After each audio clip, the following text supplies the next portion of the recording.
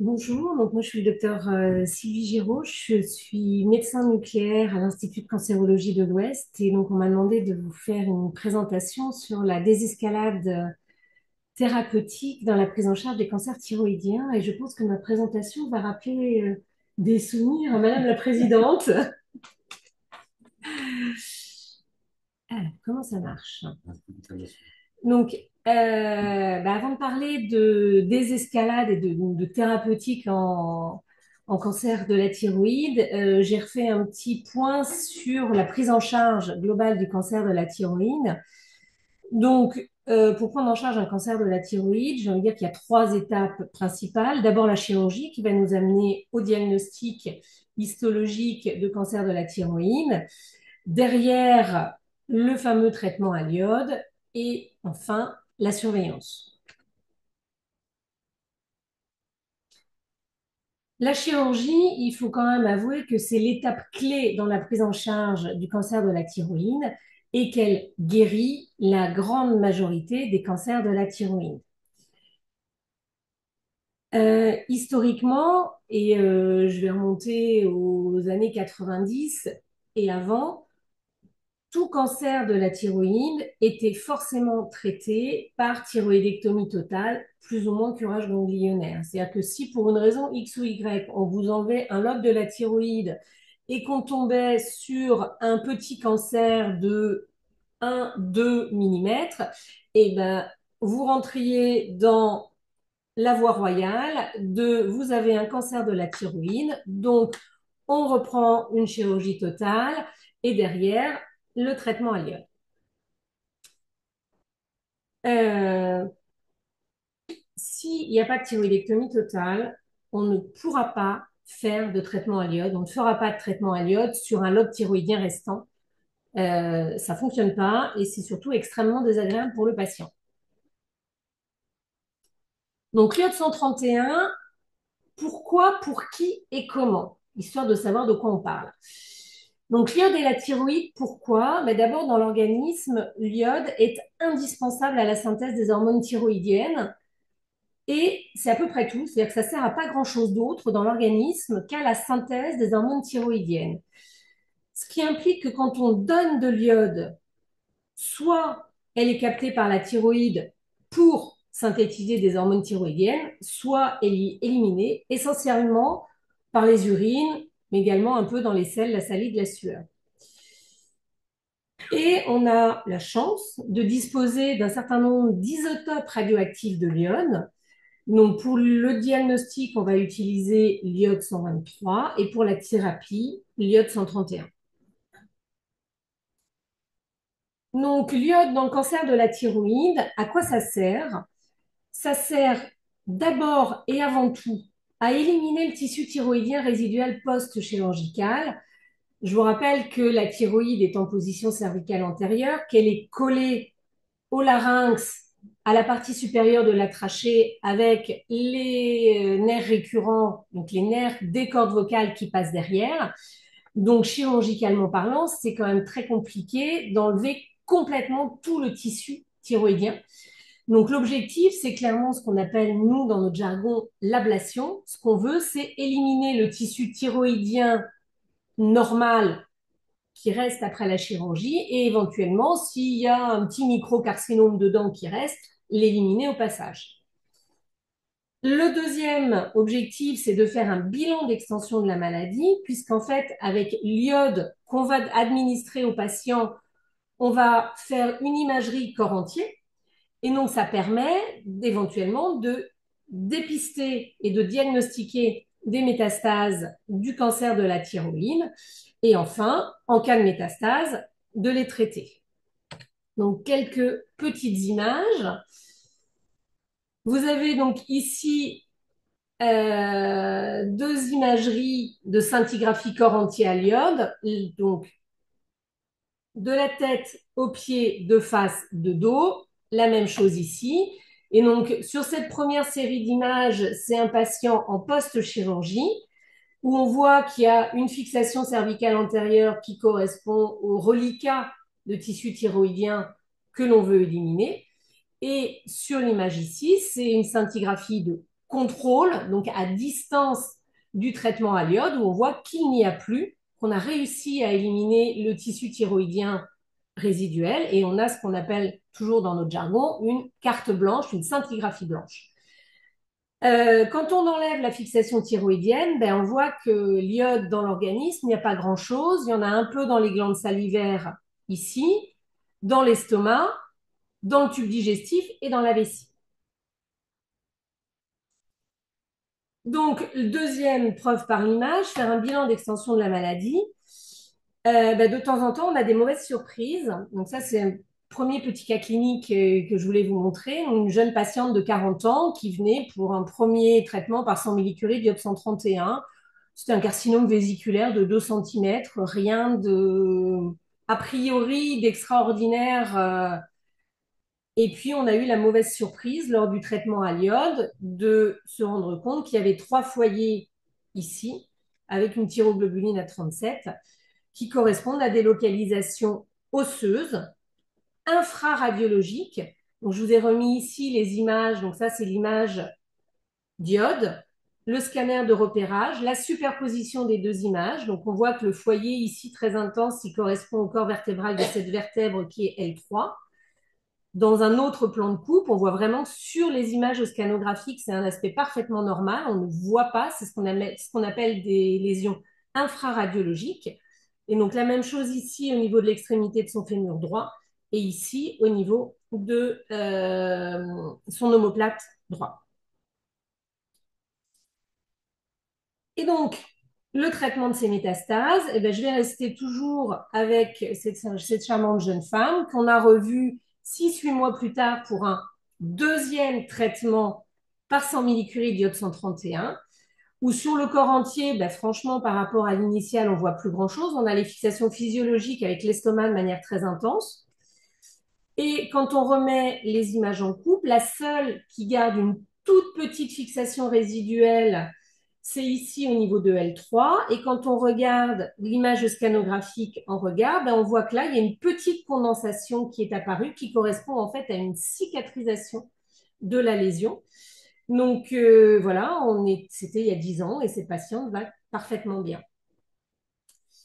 Et donc, le dernier, le dernier cas clinique que je voulais vous montrer sur le traitement à l'iode et pour vous illustrer l'efficacité de traitement à l'iode, c'est un jeune patient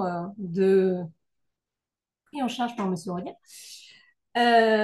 qui est arrivé donc en 2012 avec une maladie métastatique pulmonaire connue, donc qui a eu un premier traitement en août 2012, un deuxième traitement 6 mois plus tard, avec des fixations pulmonaires qui commencent à diminuer largement, puis un troisième traitement 1 an plus tard, où il ne reste plus que quelques petits foyers, avec une thyroglobuline qui passe de 450 au premier traitement à 1 nanogramme par millilitre.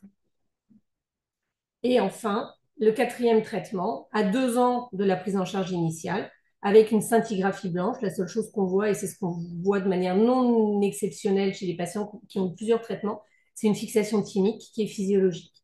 Donc c'est un patient, on est à 10 ans de son quatrième traitement, qui va parfaitement bien. Donc le traitement à l'iode, ça fonctionne.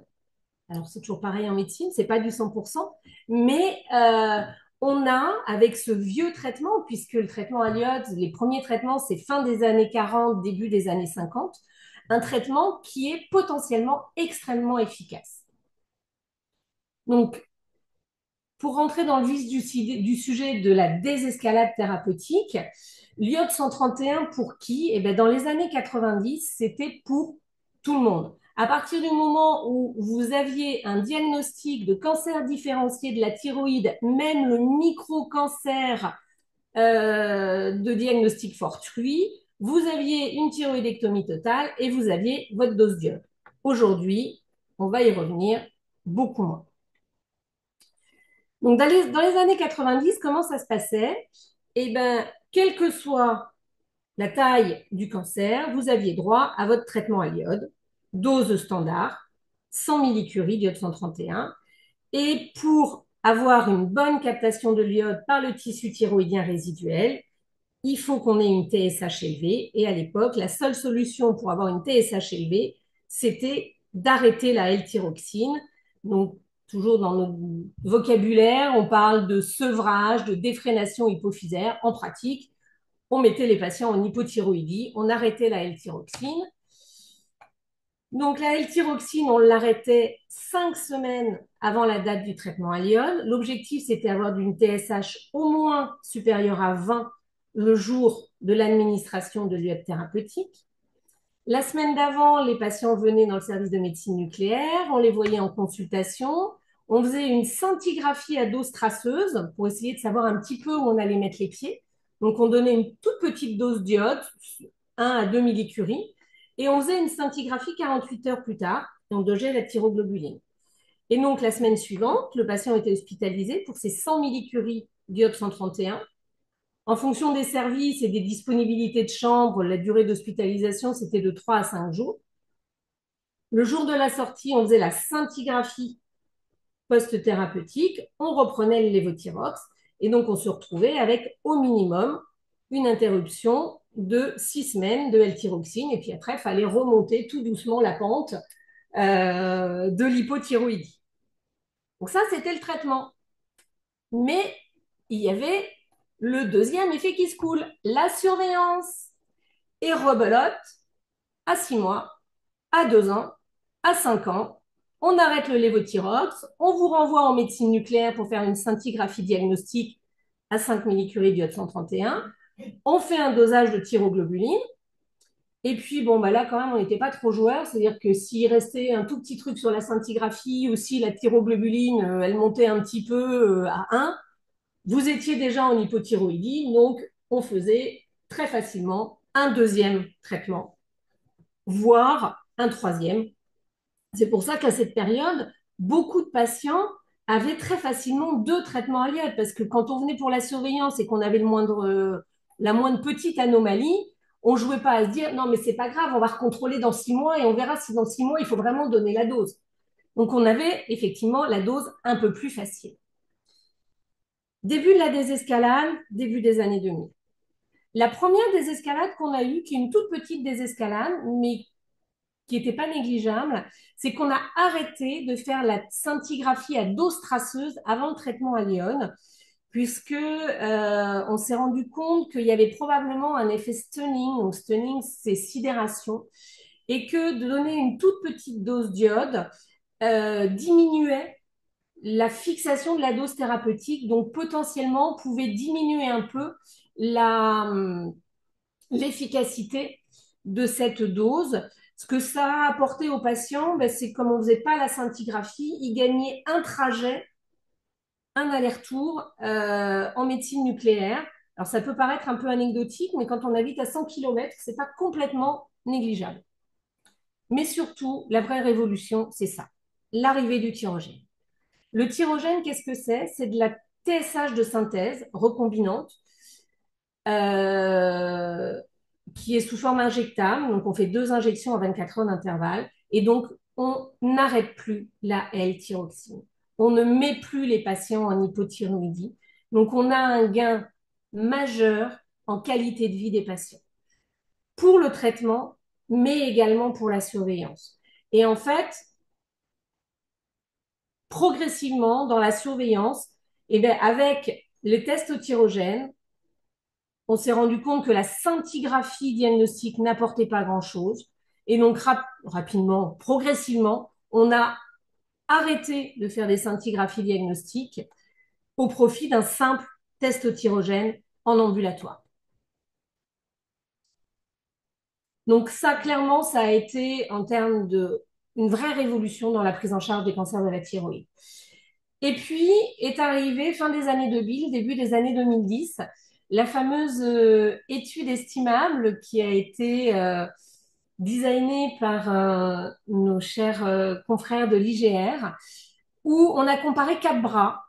Alors, la désescalade, ça se fait toujours petit à petit. On commence par les cancers dits de bon pronostic, de type histologique classique. Et donc, on a comparé 4 groupes, 100 millicuries, la dose standard en hypothyroïdie, 30 millicuries en hypothyroïdie, 100 millicuries sous thyroxène et 30 millicuries sous thyroxène. Et donc, pour ces patients dits de bon pronostic, il n'y a pas d'infériorité à faire 30 millicuries par rapport à 100 millicuries ou à traiter sous thyroxène par rapport à l'hypothyroïdie. Et donc, on a validé au début des années 2010 le traitement standard aujourd'hui de 30 millicuries d'iode 131 sous thyroxène pour les cancers de bon pronostic. Ce qui permet d'avoir moins d'effets secondaires salivaires de l'iode et surtout de diminuer les durées d'hospitalisation. On continue gentiment à avancer dans le temps avec monsieur le professeur Schlumberger qui publie, donc j'ai trouvé ça, je trouvais que c'était assez intéressant, en juin 2019, vers une désescalade thérapeutique du cancer papillaire de la thyroïde. Et en fait, quand on reprend un peu les chiffres de épidémiologiques, en 1980, 1300 nouveaux diagnostics de cancer de la thyroïde et 500 décès de cancer de la thyroïde. En 2012, 8200 nouveaux cas.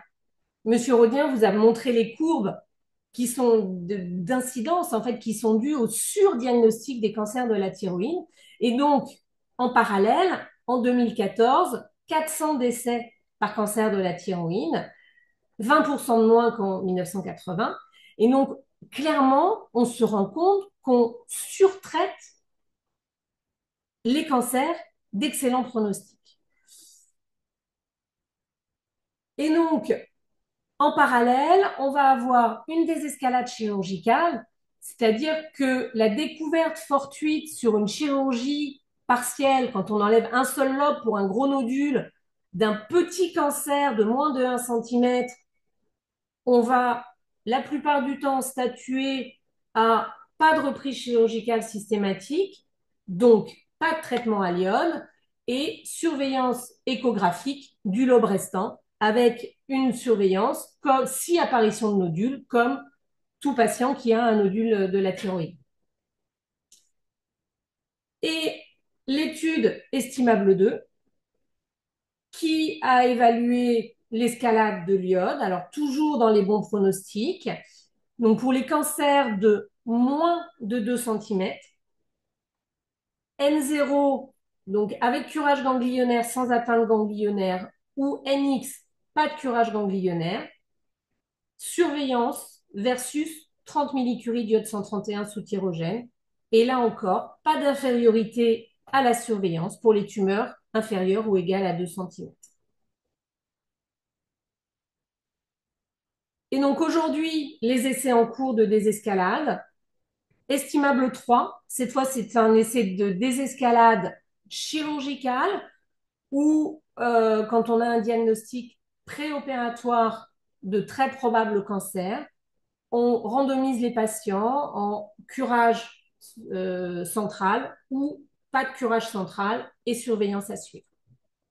Toujours, bien entendu, pour les bas risques de récidive loco-régionale. Et enfin, un autre essai en cours. Cette fois, on monte un petit peu. On est dans les risques intermédiaires, patients opérés, donc avec des cancers avec une petite atteinte ganglionnaire ou des cancers un peu plus gros.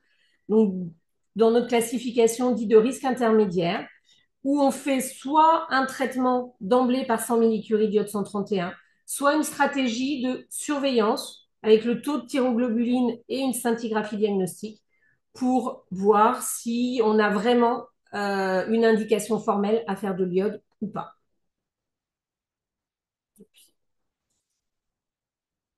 Et enfin,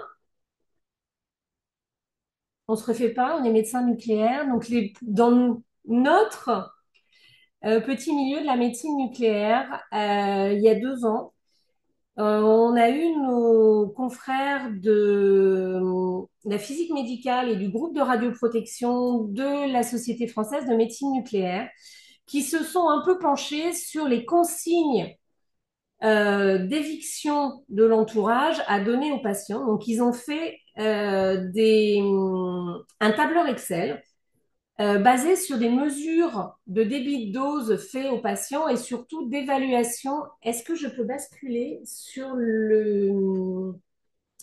le tableau Excel que j'avais.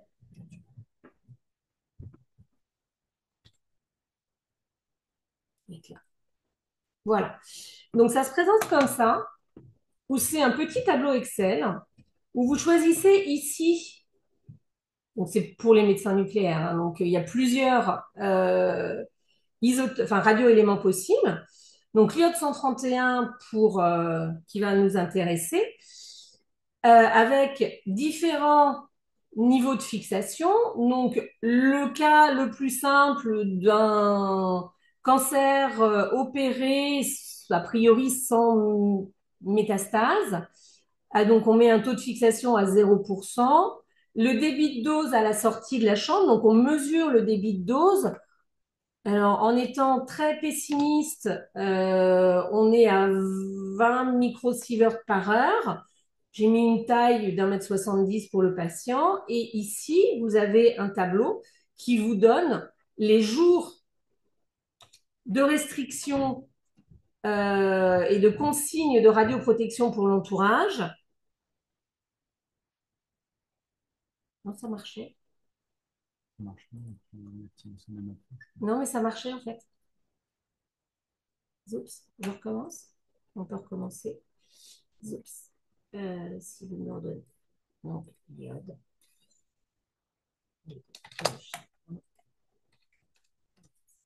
Voilà. Et donc, en fait, ce qu'on voit, c'est que dans le cadre de la cancérologie thyroïdienne, n'ayant plus de thyroïde en place, on a ce qu'on appelle la période effective, c'est-à-dire le temps que l'iode va rester dans l'organisme, qui finalement est court. On est de moins d'une journée, on est à 16 heures. Et donc, les consignes de radioprotection pour l'entourage, elles sont quasiment nulles. Alors, on reste un peu frileux. C'est vrai que quand il y a un bébé ou un petit enfant de moins de 3 ans à la maison ou une conjointe enceinte, on va quand même dire le petit, si vous pouvez éviter de l'avoir dans les pattes les 3 jours qui suivent votre sortie d'hospitalisation et votre conjointe enceinte, si vous pouvez éviter de dormir avec elle pendant 3 jours, on le fait. Je vais juste vous montrer que si on change et qu'on se met dans le cadre de l'hyperthyroïdie, où là, la période effective, on passe à 5 jours. Si je mets du standard en termes de traitement, on va avoir des consignes qui ne sont pas du tout les mêmes. Voilà, et j'en ai fini pour ma présentation.